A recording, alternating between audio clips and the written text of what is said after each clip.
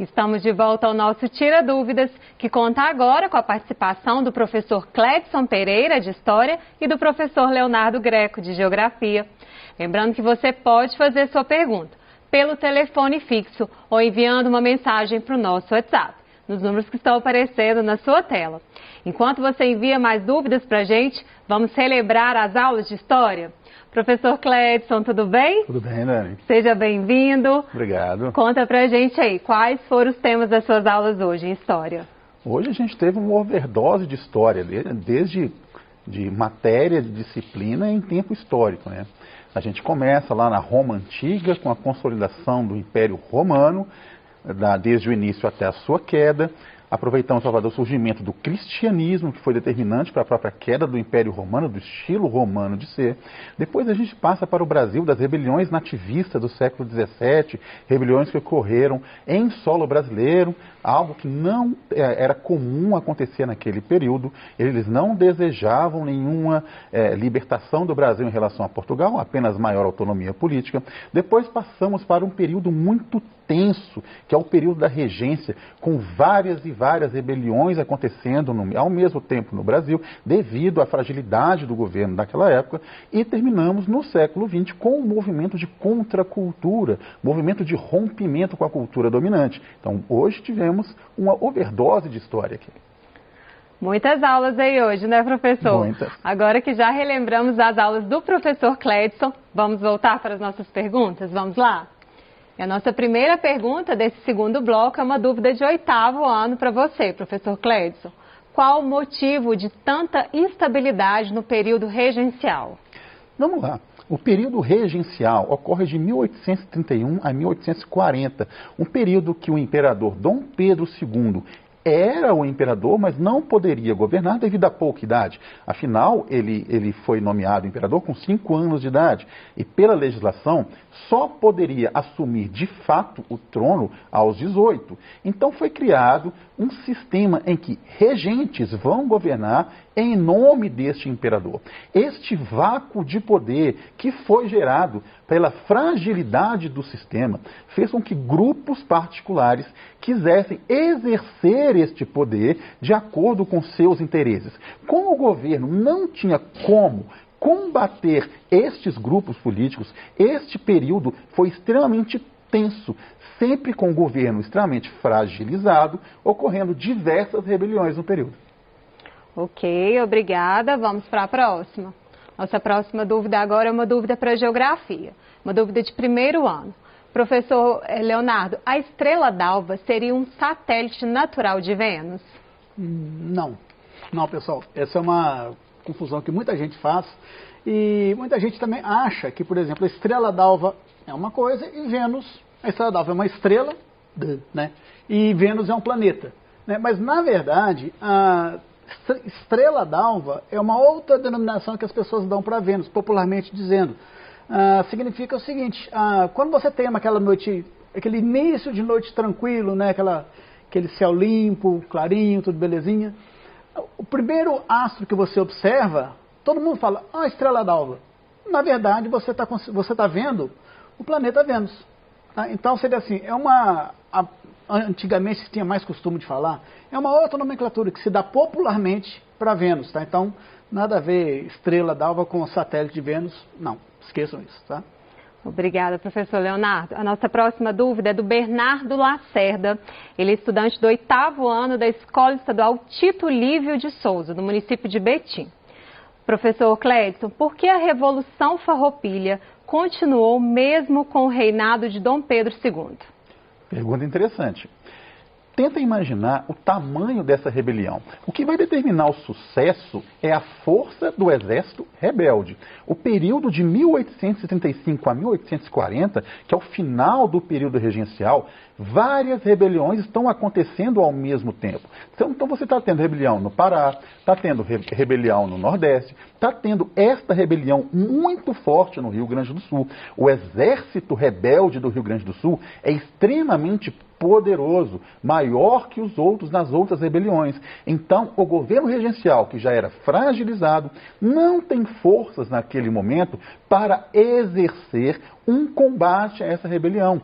Quando inicia-se o reinado de Dom Pedro II, a partir de 1840, essas tensões políticas do período regencial estão se acomodando. Então vai demorar um pouco até que o governo federal, o próprio Dom Pedro II, consiga reunir forças suficientes para combater aquela revolta. Por isso que ela se estende até o segundo reinado.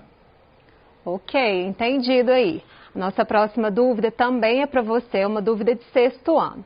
Toda a sociedade romana deveria obedecer ao imperador? O imperador, principalmente lá com Otávio, ele se declara Augusto. O que quer dizer Augusto? Ele se declara sagrado. Então, ele praticamente se coloca como uma divindade no panteão dos deuses romanos.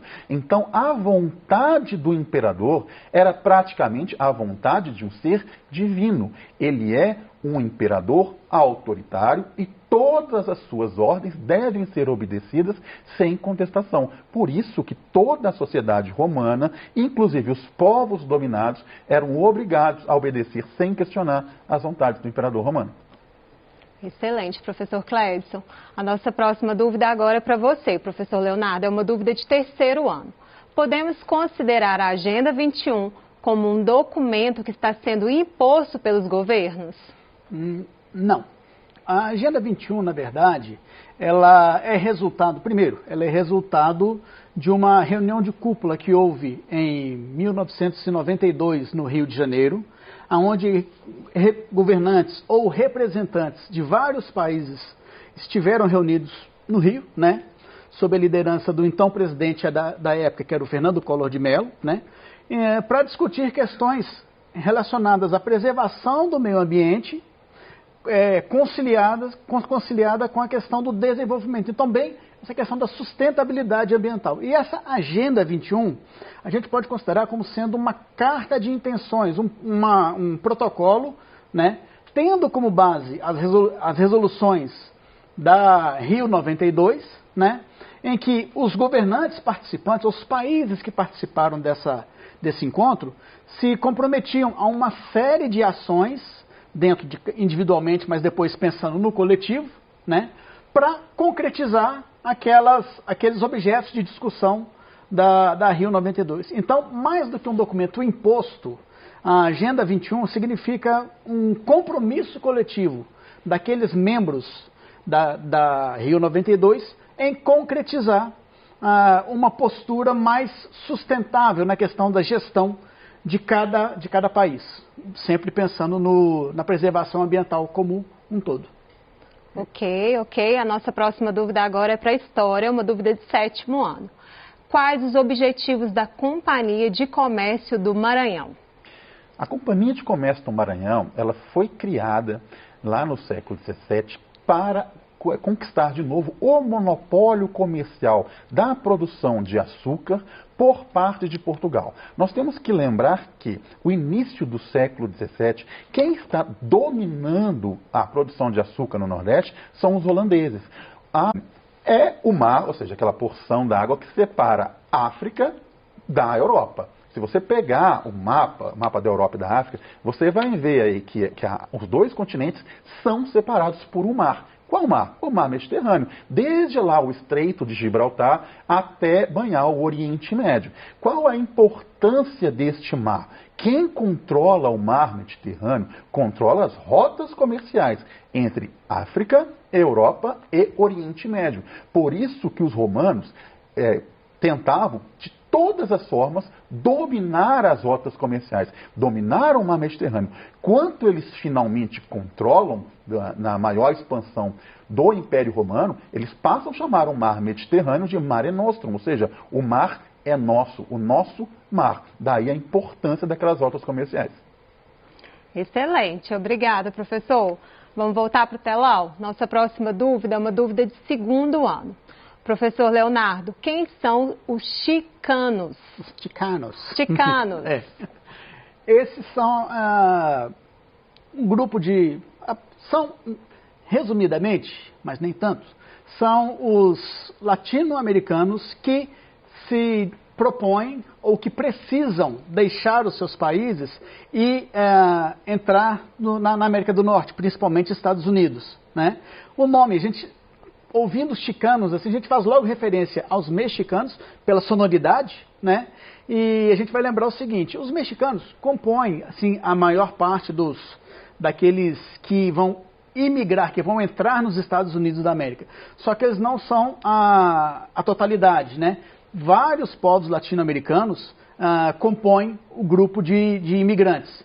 Então, vamos dizer assim, é até um meio pejorativo de se referir a esses latino-americanos que vão se aventurar nos Estados Unidos, né? Mas, enfim, é um modo de se referir aos latinos que tentam a vida na América do Norte. Entendido.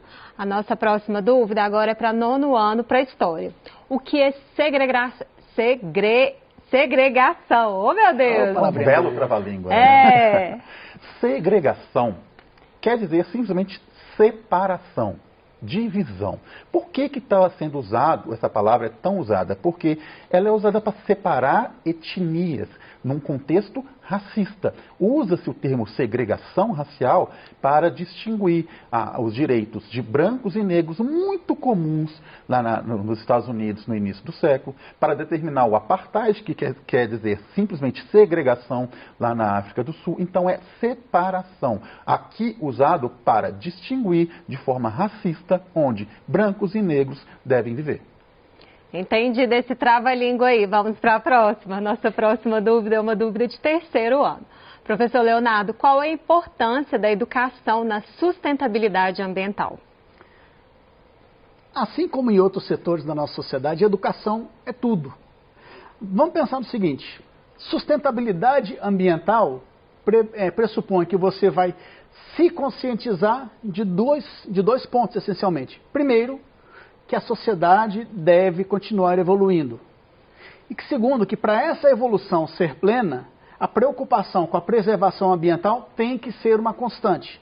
Então, como você vai prover essa conscientização em massa se, por exemplo, você não se preocupar com a educação das nossas crianças, dos adolescentes que estão nos bancos escolares, né? Se você pensar que educação pressupõe uma confirmação de bons hábitos e correção de hábitos que não são positivos, você vai ter na educação a principal chave, o principal movimento para que toda mudança de postura que a sustentabilidade ambiental exige seja bem consolidada. Seria a mesma coisa de você precisar reformar uma casa, mas você tem que começar, a casa está tão deteriorada que você tem que começar a reforma refazendo o alicerce, a base dela, refazendo o alicerce, isso. E a partir daí você consegue reconstruir todo esse imóvel. Então essa é a importância da educação, para a conscientização ser efetiva e para os resultados serem realmente positivos. Entendido, professor. Nossa próxima dúvida é uma dúvida de oitavo ano para você, professor Cledson. A Sabinada desejava a independência total da Bahia? Não, a Sabinada, ela decreta a independência da Bahia até a posse, a maioridade de Dom Pedro II. Eles não desejavam tornar a Bahia um estado independente naquele momento. Eles só estavam rompendo com o governo regencial. Quando, segundo ele, segundo a proposta da Revolução, da Rebelião, Dom Pedro II assumisse o trono, eles baixariam as armas e voltariam a fazer parte do Brasil. Diferentemente do que estava acontecendo, que ocorreu no Rio Grande do Sul, onde eles decretaram a independência da República de Piratini, falando que o Rio Grande do Sul era um país independente do Brasil. Obrigada, professor. A nossa próxima dúvida é para você, professor Leonardo. É uma dúvida de terceiro ano. Podemos considerar a Agenda 21 como uma lei que rege a postura dos países quanto ao desenvolvimento sustentável? Mais do que lei, a Agenda 21 seria um conjunto de intenções, um apanhado de compromissos que toda a sociedade civil, né, não só os governos, mas toda a sociedade civil, seja ela oficial por parte dos governos ou mesmo a sociedade civil organizada independentemente dos governantes, né, todos se comprometem a adotar novas posturas, novas medidas para se buscar efetivar a sustentabilidade ambiental. Então a Agenda 21 não é uma lei, mas é um compromisso que toda a sociedade integralmente faz. Obrigada, professor. A nossa próxima dúvida é para você, professor Clédson. Acho que vem complementar sobre a questão do mar Mediterrâneo. Qual a importância de dominar o mar Mediterrâneo? Olha, tem muito a ver com o que eu respondi antes, era controlar as rotas comerciais. Se você domina o mar Mediterrâneo, você domina aquelas rotas comerciais, você vai impor taxas para alguém que quiser transportar algum tipo de comércio, todo tipo de transação tem que passar pelas suas mãos. Então, dominar o mar Mediterrâneo, principalmente na antiguidade, representava ter um monopólio comercial sobre aquelas rotas.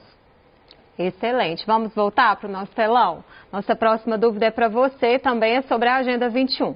Qual o papel dos governos no cumprimento da Agenda 21? Eu classificaria o papel dos governos para se cumprir a Agenda 21 como um papel tríplice. Ele tem que criar normatizações para que os objetivos da Agenda 21 sejam cumpridos, né? Ele tem que trabalhar na conscientização da sociedade. Às vezes você pensa assim, mas o governo, para cumprir a Agenda 21, tem que fiscalizar, tem que cobrar. Sim, mas que tal também conscientizar, né? E conscientizar através da educação? Sim. E que tal também os vários entes que compõem o governo darem o exemplo, né? Incentivar. A gente sabe que cumprir a Agenda 21 é uma boa pesquisa para você fazer, inclusive, no seu buscador na internet e tal. Cumprir a Agenda 21 não é algo simples, mas também, do mesmo modo, não é algo impossível. Então, que tal os governos, né, atuarem como fiscalizadores, incentivadores e impulsionadores do cumprimento dessa agenda, né? Por isso que eu considerei um compromisso tríplice dos governos. Ok, vamos para a próxima. Nossa próxima dúvida é uma dúvida de 7º ano. Como Portugal buscava compensar a crise financeira ao retomar a colônia no século XVII? Desculpa. Então, muito a ver com aquela pergunta sobre as rebeliões nativistas que eu falei, Portugal havia perdido o controle sobre a colônia no processo da União Ibérica. O que é a União Ibérica? As colônias e o Império Português passaram a pertencer ao Império Espanhol. Nesse interim, a Holanda ela dominou a região açucareira brasileira, produzindo, especialmente no Nordeste, o açúcar. Quando tem uma revolução lá em Portugal e os portugueses reavêm o trono, tomam o trono novamente, eles tentam reaver o controle total sobre as colônias. O problema é que não tem dinheiro para isso. Então, sempre que um governo não tem dinheiro, isso é utilizado até hoje, ele tem que aumentar a arrecadação. Vai aumentar a arrecadação como? Criando impostos, aumentando os impostos pagos por aqueles colonos, por aqueles que produzem, para garantir maior rentabilidade a este governo e, principalmente, com a criação de órgãos como a Companhia de Comércio do Estado do Maranhão para garantir um monopólio. Até hoje, quando o governo quer aumentar a sua arrecadação, uma das ações mais usadas é o aumento de impostos. Ok, professor, acho que dá tempo da gente fazer mais uma nesse bloco, é uma dúvida de 3º ano. Professor, ainda sobre a Agenda 21, qual a importância das ONGs no cumprimento da Agenda 21? Só uma coisa, lembra que eu brinquei no comecinho? A Agenda 21 não tem nada a ver com o telefone, beleza? Bom, o papel das ONGs. ONGs, organizações não governamentais, né?